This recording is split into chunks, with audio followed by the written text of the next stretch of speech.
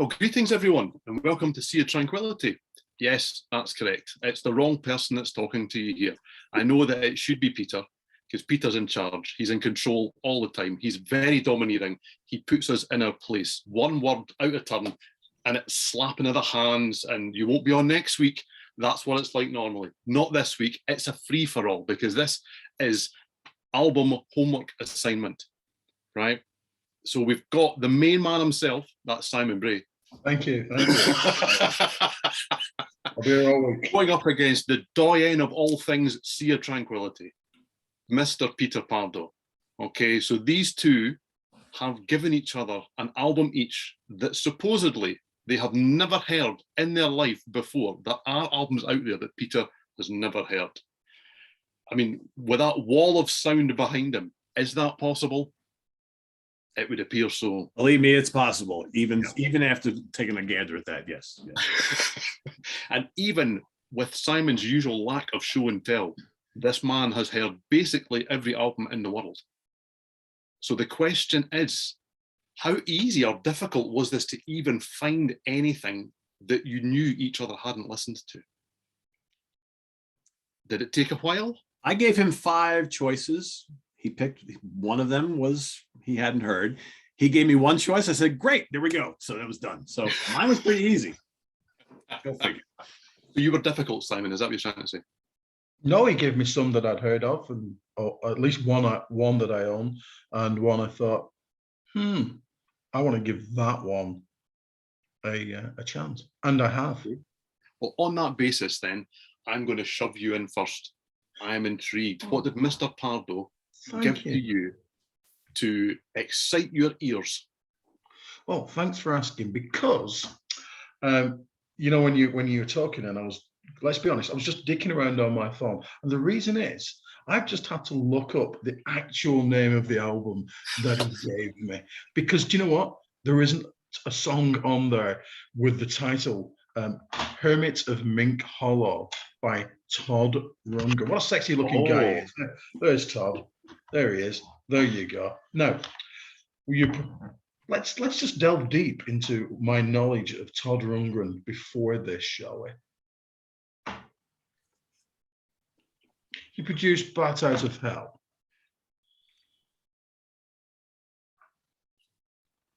He's in the New Cars, I believe, because the world was crying out for that, wasn't it?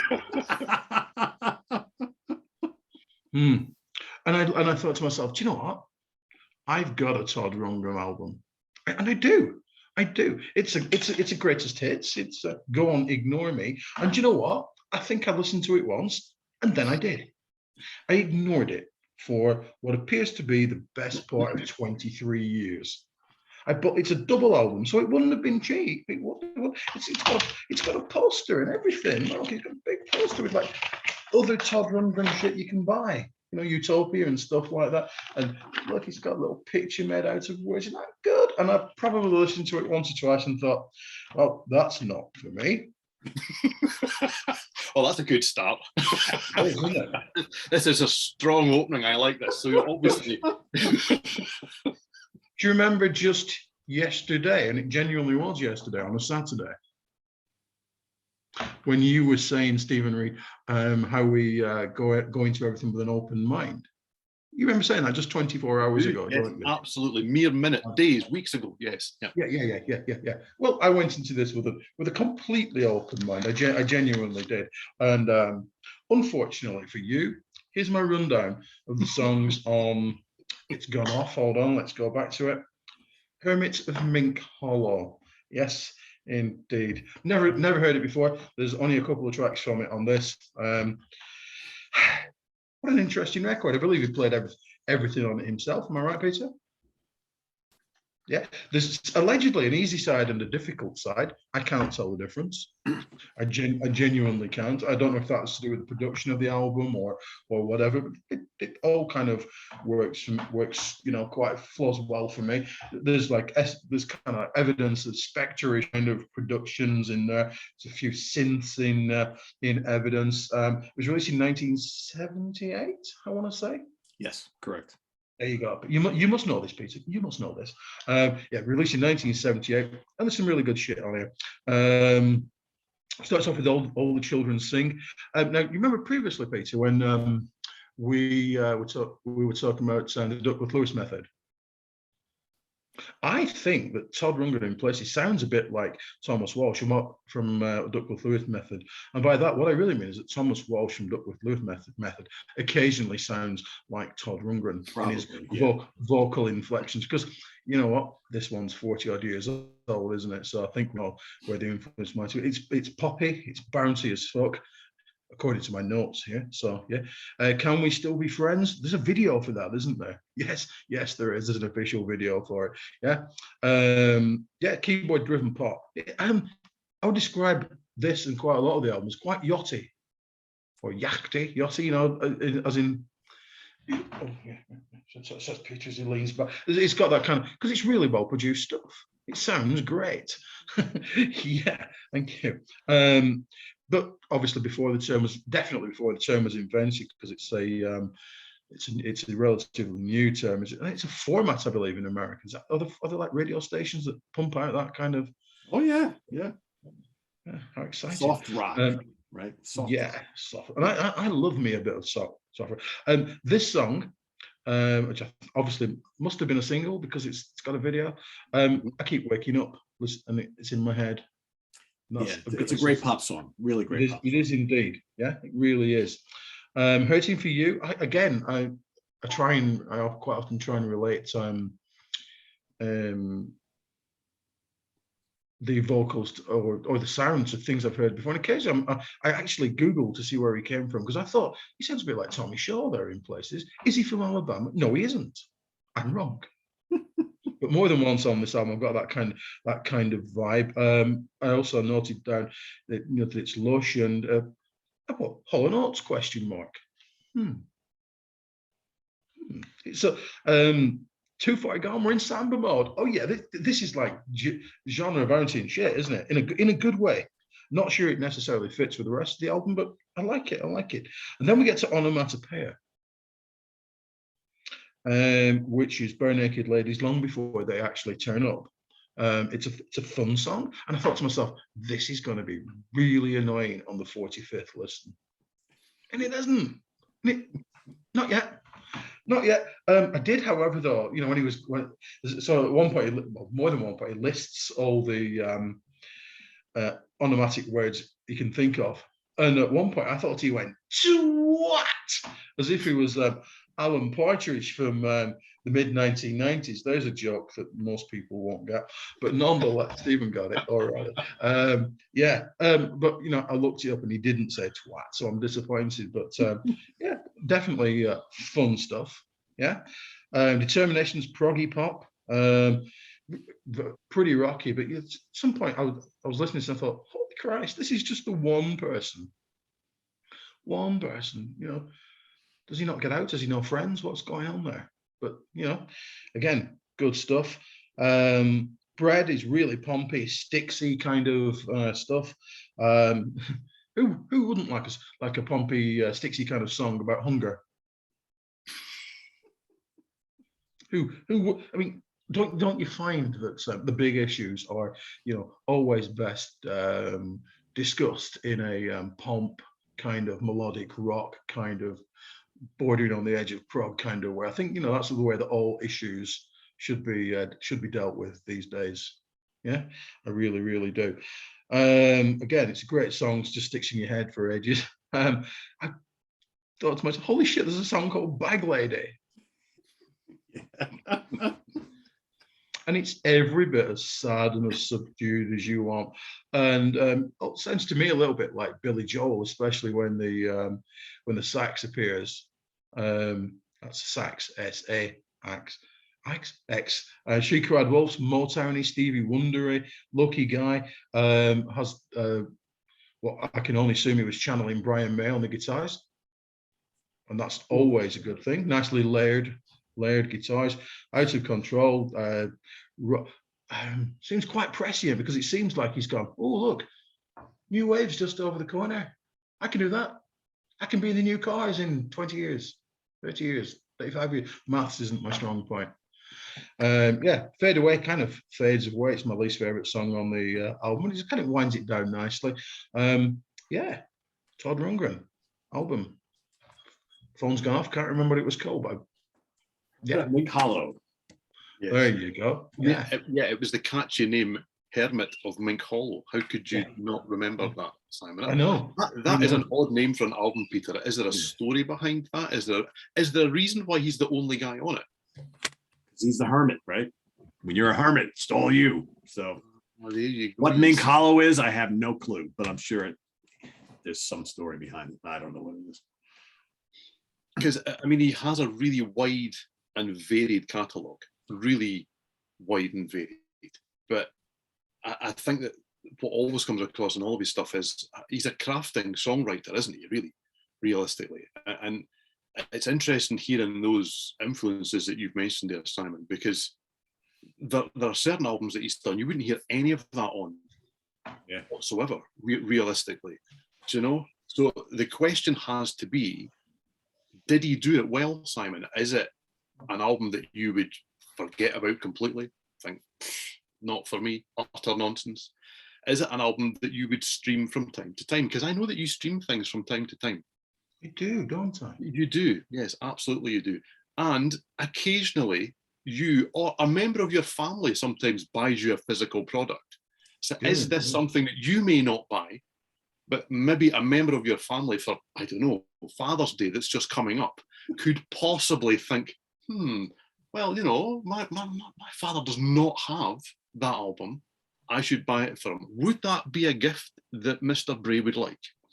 It would be, but the way these things work is like I say what I want, I then get what I want. And if I don't get what I want, I sulk like a 2-year-old. So I would, therefore, because now the world's opening up, there's more and more record fairs and stuff. If I was to see it in a record fair, preferably on vinyl, I would buy it for the right price. You know, not if it was like a stupidly expensive one, but you know, that's the way it should be. I would buy it. And if I do not buy it, I will continue to leave it on the whichever platform I listen to it on. And I was going to say, for someone that is not married to physical product, that's quite a ringing endorsement. Yeah.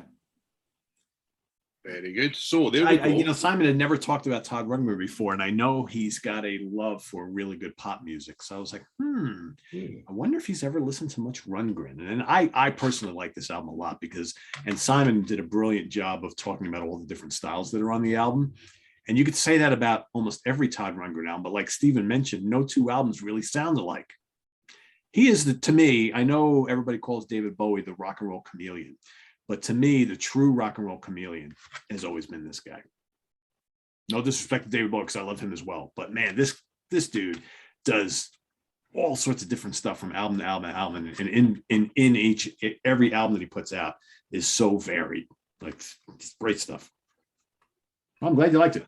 It was quite successful too. This album, it did chart. Yeah, he's not a million seller guy, but he's been consistently, you know, if maybe some go gold or sell a few 100,000, but he's been pretty consistent throughout his career.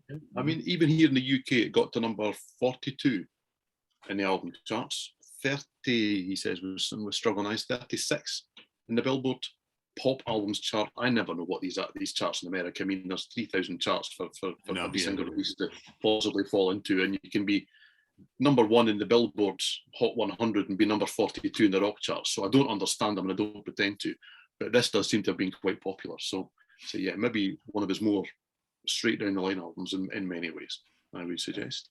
Yeah. So there you go. So you have chosen wisely, Peter. So the question is, did Simon give you something equally as exciting? Well, I guess we'll see, right? So Simon, and again, he basically threw one name out there, and I'm like, I know who they are.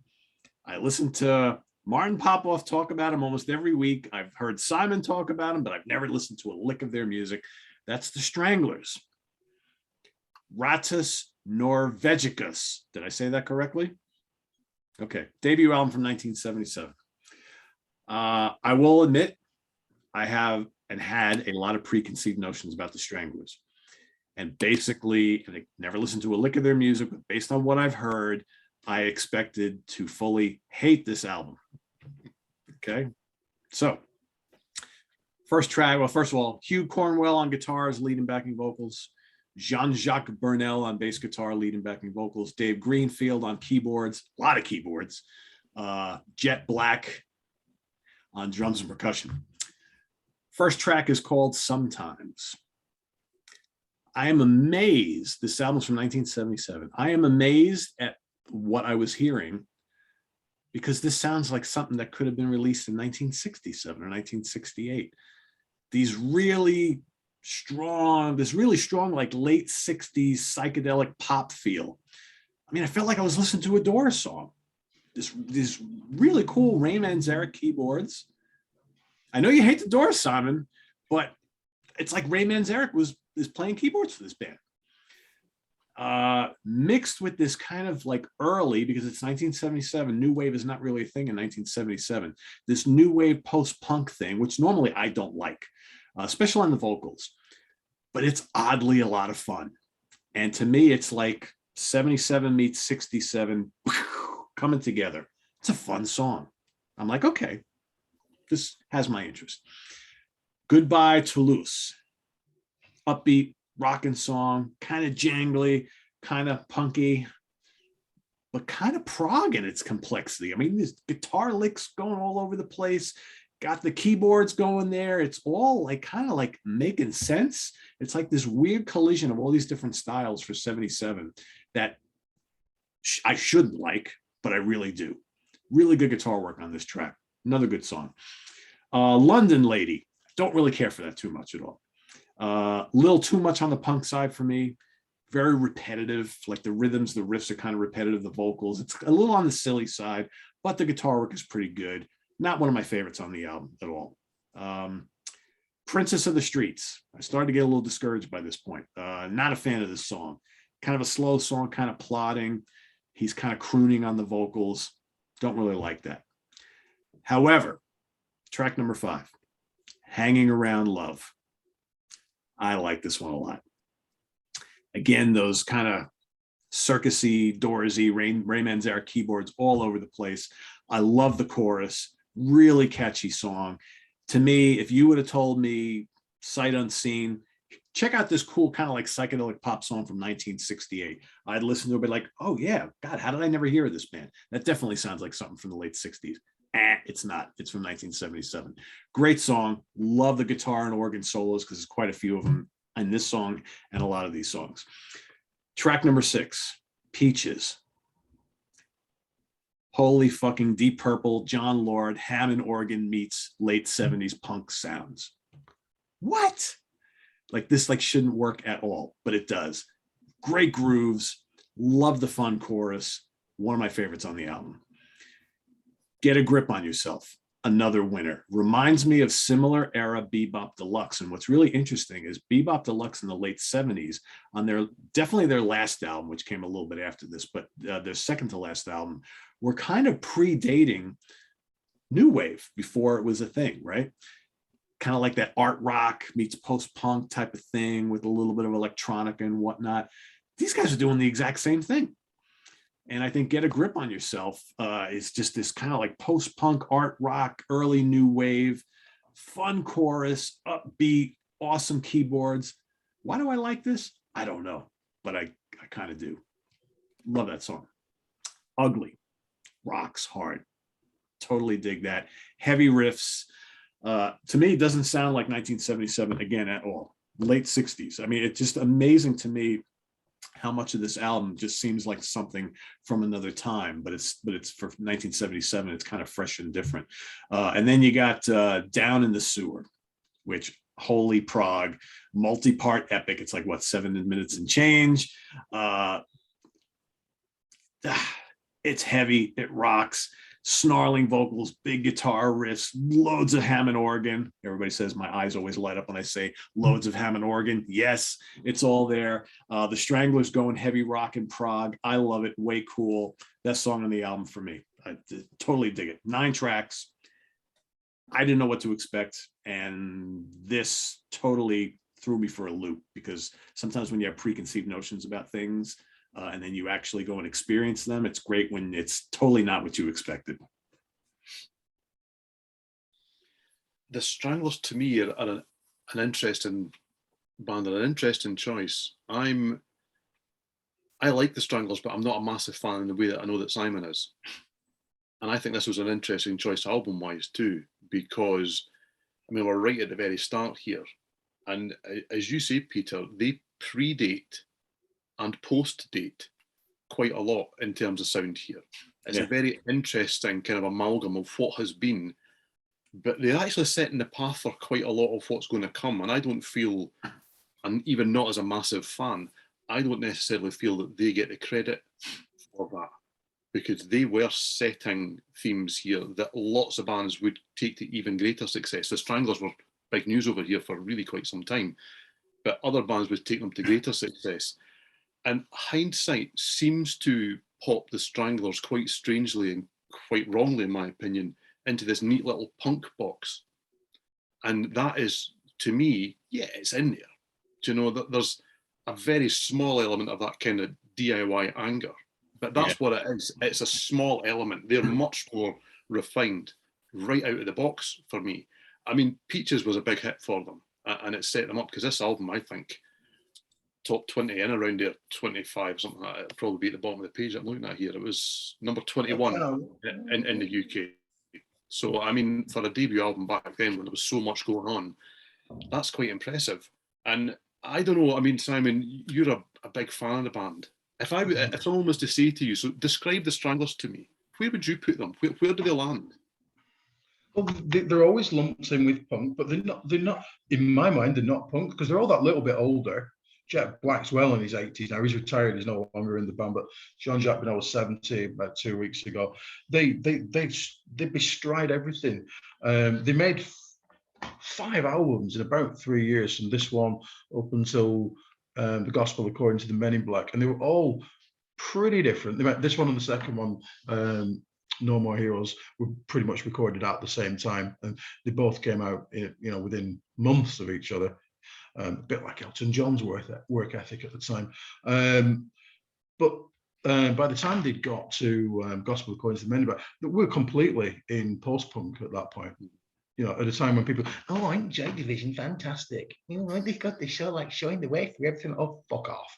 This band did everything first and better. I'm just saying, that's mainly because I utterly love them, because they're great. And the reason I chose this, Peter, is because I thought, on the one hand, I just occasionally heard Peter say he's not the hugest fan of punk rock. But then you look at something like Down in the Sewer, and it's a 4-part prog rock epic. Yeah. It really is. And do you know what? They could and they can play their instruments. Oh yeah, in a big way, and that really impressed me. Kind of some of this stuff reminded me a little bit of like XTC's first 2 albums, which also are interesting because you can't really pigeonhole them in any one little bucket, right? And I found a lot of this like that as well. But it was interesting what you brought up before, Stephen, because in listening to this album, I was kind of like, some of this reminds me of other stuff, but because I had no history with this band, I'm like, with other bands that I probably know of, influenced by these guys, or was it vice versa? I don't know. But in listening to both of you talk a little bit about them, I'm guessing that there were a lot of bands that came after them that I am aware of who got a lot from these guys. And that's kind of what I was hearing. Although I think this band is hugely influenced by the psychedelic scene of the late 60s, without question. And I love that about this music, because I think if there wasn't that element to this album or this band, I probably wouldn't have liked it as much as I do. Dave Greenfield always said that he'd never heard the Doors. Wow. Jeez. Yeah. I hear Ray Manzarek all over this. Yeah. And I love it for it. To me, he's the MVP of this album. Well, he's the MVP. For me, he's the MVP of older albums. Okay, that's good to know. It's him that he's the difference maker, and the fact that very often the bass guitar is arguably the lead instrument as well, which is definitely Jean-Jacques Benel's influenced so many people, including people I don't like Flea from the Red Hot Chili Peppers. But let's put that to one side. We can't all be good, can we? Yeah. But I just realized I never showed you the album cover. Oh, there you go. Yep, there it is. Look, it's dudes with makeup on. Yeah. In 1977. Yeah. Yeah. And a mustache. I think the interesting thing about them as well is, I mean, my introduction to them was greatest hits albums. I had friends that had greatest hits albums of theirs. And they really were quite capable of writing a pop ditty. So, they could write you really neat, not obvious, they're actually cleverer than that, but catchy, melodic pop songs. And then when you do delve into the albums, you kind of go, where's all that then? And that's maybe why the kind of thought about them and the influence of them isn't as obvious to the casual listener. And they don't kind of get spoken about in the same way that lots of bands from that era do. But I think that what you then find is that the people who are actually then taking it seriously and going and creating their own music later on, they know where this came from and they understood where it was happening. And I think this is a really interesting choice. It's an album I've not listened to in a long, long time, but I'm inspired to listen to it again on the back of it, because it's multifaceted, in my humble opinion. However, it's your opinion that matters here, Peter. So the ultimate question has to be that with this not being what you anticipated going in, because I think you probably did have, we all talk about going in with an open mind, proof that we do, but you probably had quite strong preconceived ideas of what this might be. So now that you've listened to it and lived with it for a period of time, is it the sort of thing that you would forget about? Would you stream it, or would you be inspired to buy it? Well, I mean, as you can imagine, I went into this expecting not to like this at all. And it was the complete opposite. I really kind of enjoyed this. And it's ironic that we're doing this today when we recently did the ranking show with the Cardiacs. And I also had these preconceived notions about them. And then I went and started listening to their albums, and I'm like, this is pretty good too. And I even went to go and order all their albums. And then, of course, their website isn't working, so they can't take my fucking money. So I'm like, all right, well, I guess I won't do that now, right? So whatever. But here's the problem. So I listened to this a couple times. I really liked it. And then I went to their Wikipedia page and I looked at all those albums. I'm like, Jesus Christ, where do I start, right? So I guess I want to investigate this band further. So most folks who are watching this know how I am. I'm kind of a completist. So I'm like, all right, if I go and buy this, I know what comes after that, right? A lot of other purchases, right? So, and I might just do that. Or I may just go out, I don't know. So I guess it's a question for Simon. Are there like maybe 2, 3, 4, 5 albums of theirs that maybe are similar to this? If I like this, and I do like this, that I should go out and get? I guess the short answer is I'm probably going to buy this. Maybe not right this. I was going to ask Peter, so to put it in, let's play make believe just for a second. If the Stranglers had been a short period of time, instead of the fact that they're still on the go now, and they only had 2 albums, so you didn't have that My Feet of Frank Zappa is that I would have already ordered them. I would have already ordered them. So on this album alone, here was my predicament. So I was thinking, I'm like, because of course my mind was racing before we did this whole thing, and I'm like, I wonder if they have like a 2 CD compilation that has most of the songs from this album, and then some other good ones. And then I'm thinking, they've got a shitload of compilations. Yeah, but how much of this album is included? Because I really like most of this album, not all of it, but most of it. Bearing in mind that 45 years later, they still play most of this album live. Mm-hmm. Really? Okay. So short answer today is I'm going to buy some Strangles stuff. I don't know what it is yet, but I'm going to do that. Yeah. Just like I wanted to buy those handful of Cardiacs albums last week, and I was like, cut off at the pass there, so I'm still angry about that. The first 3 are virtually perfect, and if you can get the version where they prog out on Walk On By, Burt Bacharach song, that's definitely a winner. And the last one, Dark Matters, is just fantastic. mostly recorded after Dave Greenfield had died. It's really sad and yet uplifting as well. Okay. Yeah, I'm game. and Simon is much more of an expert than me, so I would go with that recommendation. I would be careful of some of the greatest hits compilations because some of them do cherry pick more of the obvious material, I would suggest, and it's good. And I think that you would definitely like some of it, Peter, but I don't know if it all holds the nuances that you've picked up on here that you really seem to connect with. So Okay. yeah, I would say what Simon has suggested. Don't necessarily go for the greatest hits here. This is not Okay. to me an album. I'm not much. Yeah, and you know what? If I were to go that route, what would happen is I would get the greatest hits and be like, I like a lot of this, and then I'll go out and buy a whole bunch of the catalog anyway. So why not just bypass that and go buy part of the catalog? So maybe I should just go out and get the first three and just see where it goes from there. Yeah, absolutely. Well, we got 2 winners today, right? I was going to say, so there we have it. 2 winners. Look at that. It's 2 very different bands, 2 very different albums. We have 2 winners. And what more can you ask for? So that is it. So you can, as always, you can join us on the web at www.seatranquility.org, or you can join us on Facebook. I mean, Peter says that you can join us on Twitter. Never there. I use Twitter, but there you go. So I haven't posted on Twitter in like 3 years, but I just feel we do have a Twitter account. Yeah, you can find me on Twitter if you're really desperate. There you go, put it this way. But we are here on YouTube all together, all the damn time, whether it's for the Hudson Valley Squares on a Monday, in the Prog Street on a Tuesday, whether we're doing new product reviews on a Wednesday, the Monsters Den on a Thursday, whether you've got Peter and Martin in the Funhouse on a Friday, or whether you've got the UK connection, who could ask for more? I hear they're quite interesting, or not. On a Saturday, we are here on YouTube all the damn time. So for myself, for Simon, and for Peter, thank you for watching. He's pretty good. Can we hire him? I was pausing there.